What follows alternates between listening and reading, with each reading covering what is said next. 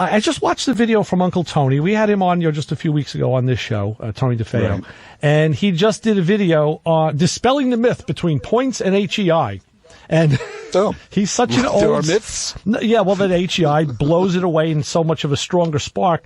And I do take a little umbrage to what he did, because he set up an HEI distributor in a vise. Now, you've seen pictures of how I did this. I actually posted them. You put a distributor in a vise, you turn the distributor with a drill. So that's that represents the engine turning the distributor. Yes. And you hook it up to voltage, and you can actually see the spark. I went a little further with mine. I hooked up an oscilloscope and some meters, a dwell meter and all of that.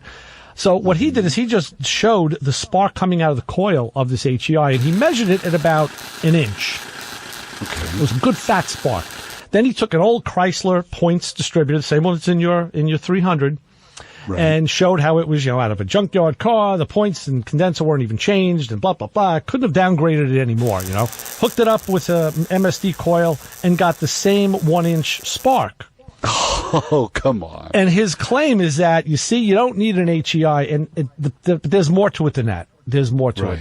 It's the dwell time. It's the intensity of the spark. And you can see, a point spark is never going to be as fat and as hot as an HEI. It's really the coil and all. And the module is what controls the dwell time on the HEI. The point that points can be reliable and a good ignition source is valid.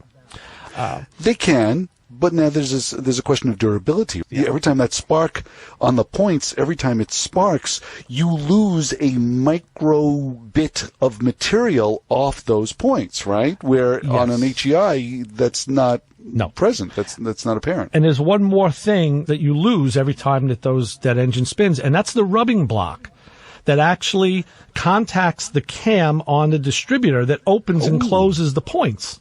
Right. And if you look on some of the older, cheaper points, it was like a whitish plastic piece of material. Yes. The good points like Excel and Niehoff and Blue Streak, they use like a brownish colored, and that wouldn't wear. And that's why you have to readjust the points. Not because the point itself wears, because that's microscopic, like you said. It's the rubbing block that wears.